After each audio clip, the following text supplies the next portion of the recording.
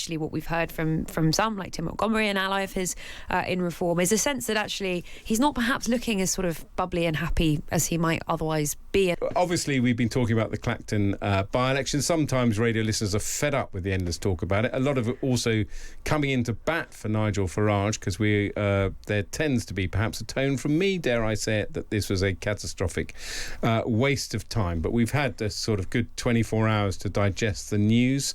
You're gearing up for pieces in the Sunday Times tomorrow. A lot of it will be focusing on the implications. Where does reform go from here is really the big question. It's a really interesting question, especially because we may well see this all rerun in some time. It was interesting that it was barely a few hours after Farage winning that we heard from the Standards Commissioner about restarting that investigation into whether or not he should have declared that £5 million gift from Christopher Harborne, the billionaire backer. And I think these questions aren't going away. It was also quite interesting. I think few of us were expecting Farage not to triumph in that by-election, but the way that he responded to it was quite interesting. So, not being at the count, for example, I think most notably. In fact, we had relative silence from him yesterday, whereas I think if you'd asked most political journalists at the beginning of the week, how do you think Farage will handle the postscript for Clacton, it would have been, we expect him to be hyper-visible, very communicative, and it was quite interesting that wasn't the kind of Farage we saw. And actually what we've heard from some, like Tim Montgomery, an ally of his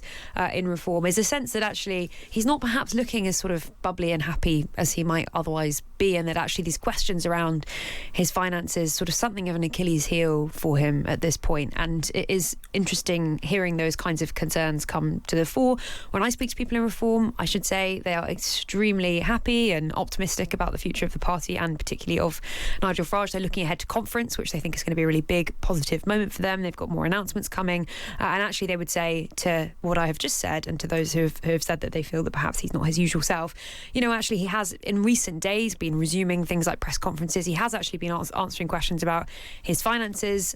He's feeling more confident perhaps than he had been some time ago, and is kind of back on the front foot. So very interesting. I think it's still perhaps too early to say what the kind of long-term implications of this gambit would be, but on paper, of course, it's paid off.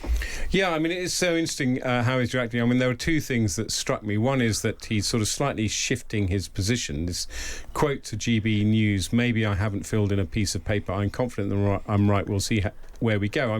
He knows he would win a subsequent by-election, so that's fair enough. And maybe he's now going to just take it on the chin, be found guilty by the Parliamentary Standards Commissioner, and then have a by-election and win it. Maybe that's how he sees it playing out.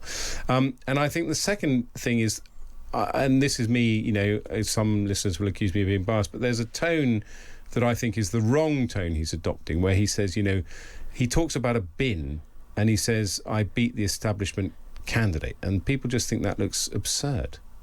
About Count Binface? Yeah. Yeah. Trying to make out that this... Because you said, how are they going to spin this? Well, lots of people coming out, this is an emphatic victory for Nigel Farage against the establishment candidate. No, it wasn't. It was actually, a reasonable victory against a bin. I guess the point is probably not so much the bin, rather than the 63% of the vote that he got, up from, I think, at 44% in the 2024 election. As you say, key facet there, the fact that these mainstream parties boycotted the by-election, so to compare them is possibly slightly misleading. But even so, I think saying you can't say anything, especially also because turnout was actually pretty good for this by-election. It didn't look like that many people stayed away in protest for it, which had been one of the possible expectations of what might happen.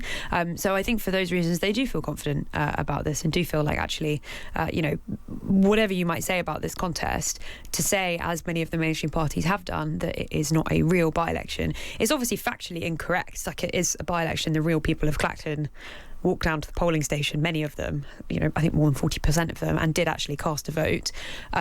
And so it's going to be very interesting to see how the parties handle that, if indeed there is another by-election. Let's see. But say there is another by-election, of course, there'd be many hurdles yet to go through, and I think Reform seem, fairly optimistic about the prospect that there won't be, but let's see.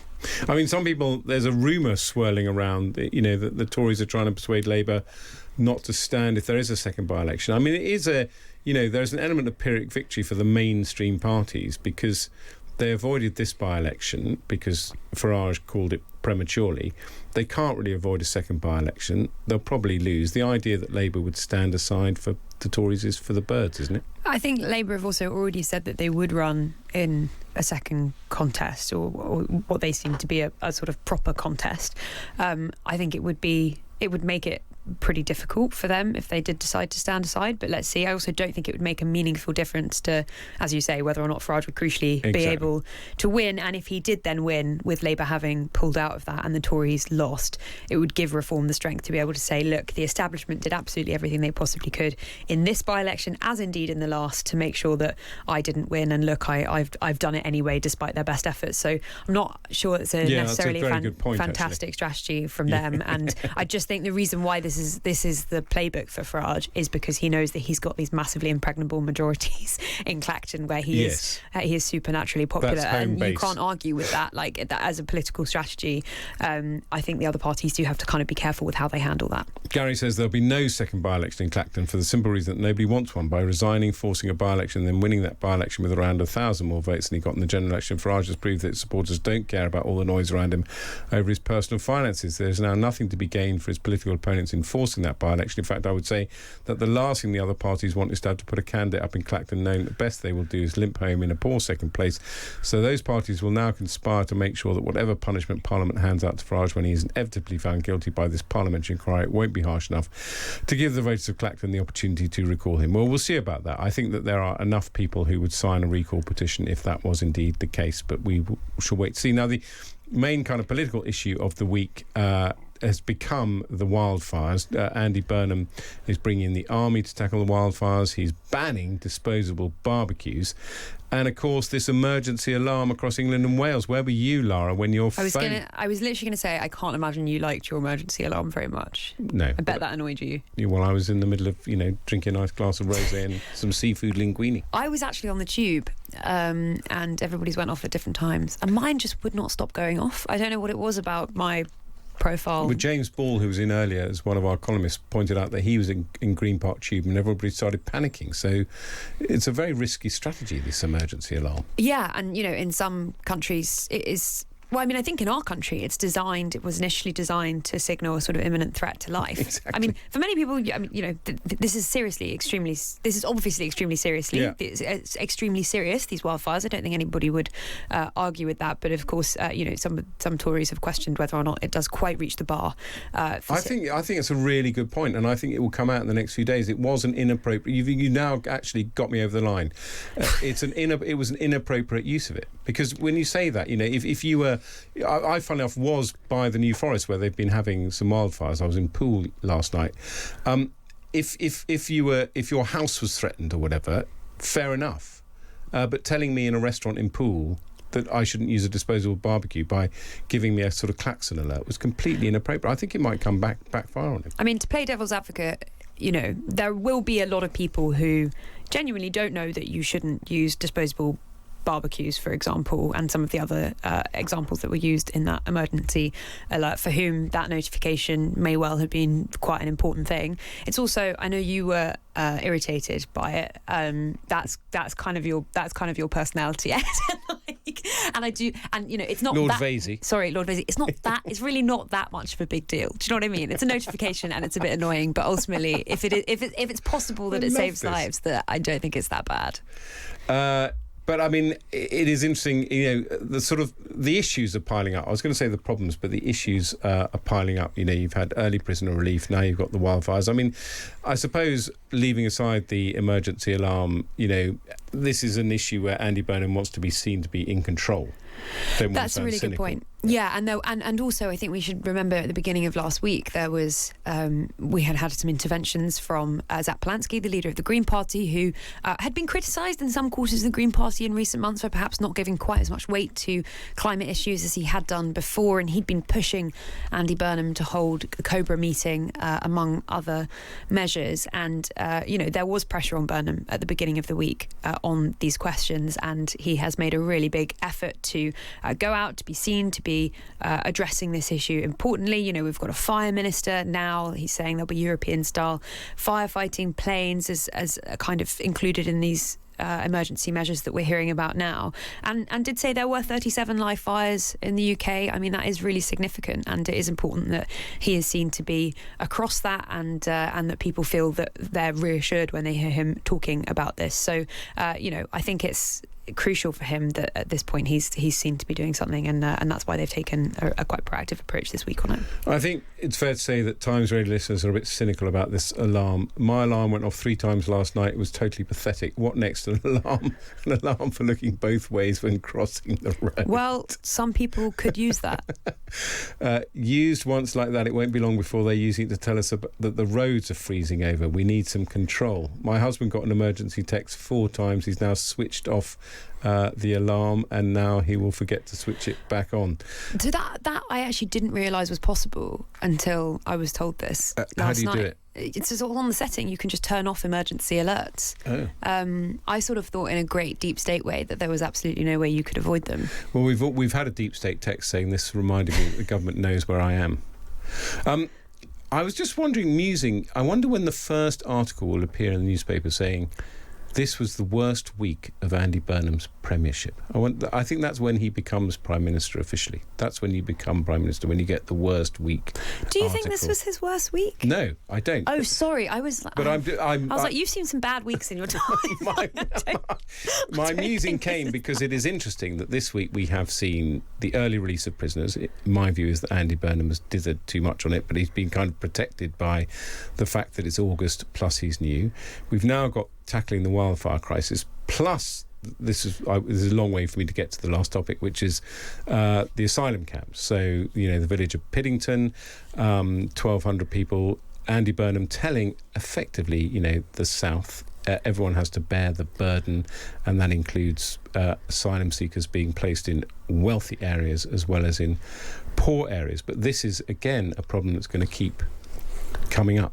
Yeah, I mean, as with all of these, well, not all of these things, but with many of these things, they are problems inherited by Andy Burnham. Of course, this plan across those 3 sites in Oxfordshire, North Yorkshire and Suffolk to house asylum accommodation was one by the previous government, announced in June. But Burnham has said he'll look at that he wants to listen to people, to work with people and to pick up legitimate concerns. But you're right to highlight that language about wealthier areas having to play their part, which has, of course, received a lot of attention this week, particularly given, we're reading in the Times this morning about the proximity of some of these sites to schools, for example, which seems to go contrary to some Home Office advice or guidance on these topics. So this is an issue which will run over the coming weeks, and it's interesting to hear Burnham saying he's going to listen to people, because, as you know, with the early release scheme that we've just spoken about, he's of course taken the view that he wanted to review that there will be new exemptions, that he's now vowing that the two of the killers of PC Harper are not to be released, and they're looking at a way to do that. Will he do that with lots of other areas?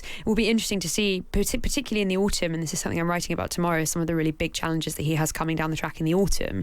This summer we've seen a number of kind of discrete retail policies that have been like the 60+ million pounds that we're seeing today, for example, for farmers that Burnham is announcing. These are policies what's he said about farmers? There's some aid and support for farmers, and I think we'll hear some more from him at some point. But it's quite interesting that we've had these kind of, especially on this summer tour, we've had these kind of days where I think Number 10 have done a really good job actually of managing the grid, and we'll focus on what Burnham has said on these things, but actually come the autumn it's actually going to be, you've got really, really big choices, both on asylum accommodation, on various immigration measures, on the budget, of course. You've got party conference coming up, you've got big decisions to make on water, on oil, on gas, like all of these things that are coming down the tracks where you are ultimately going to have to annoy some people. And that's going to be really difficult. And to have the language that we have had at the moment, which is Burnham's kind of alternative form of communication, which is to say, I want to be honest with people. He's said this explicitly before. I want to be honest with people that I might change my mind, that I'm thinking about these problems as they go along, as they develop. That is, and we've seen that with early release, and we saw it with the piece he wrote in the Telegraph where he said, I wish I could have gone further. He's now trying to go further. So there is a sort of updated element of these policies with him. And now I think going into the autumn, it's going to be much more difficult for that to maintain itself, right? Because you are just going to have really difficult trade-offs that you have to make, and there's no real way around them. And I think some of his supporters that I've spoken to in recent weeks being very impressed by that Telegraph op-ed and the way he's tried to communicate on early release, which is to essentially tell people that he wishes he could have gone further, and now he's looking at it and basically, not to feel like he's being boxed into any particular position, but he's trying to take charge. I know you think that he's been weak and dithering on this, Ed, but I think some of his supporters are hopeful that communication style and that way of politics can carry over into the autumn. But there are some difficult obstacles, which I think will be very, very hard for him to do that. But let's see. Yeah, well, that's my thesis, which is that I think that he, has. It's your thesis. Yes, I want to tell you my thesis. Do you mind? No, I can't believe you're mocking my thesis. I'm not. I'd love to hear it. It's just the way that you said that was as if you'd sort of TM'd the sort of political thesis on the early weeks of the Burnham premiership. And yes, it's what I'm getting my PhD for. I think there's been a lot of dithering, and I think that there is a weakness in the Andy Burnham approach that I don't think people want to see their Prime Minister musing in public and creating uncertainty. I thought it was pretty extraordinary the Victims Commissioner actually came out in public and said, think about the impact of on the victims of this dithering. And I'm kind of astonished he's got away with it. But I put it down to him being a new Prime Minister and it being August. Now, I do muse how this would have played out, the early re-scheme, if Parliament had been back. But anyway, Lara Spirit, the deputy editor of the Sunday Times, wants to hear no more about my cod thesis because she's got a proper article to write about the challenges that Andy Burnham faces in the autumn, which you will be able to read early if you've got the app and you're a digital subscriber to the Times. Otherwise, get your copy of the Sunday Times tomorrow delivered to you by your newsagents. Thank you so much.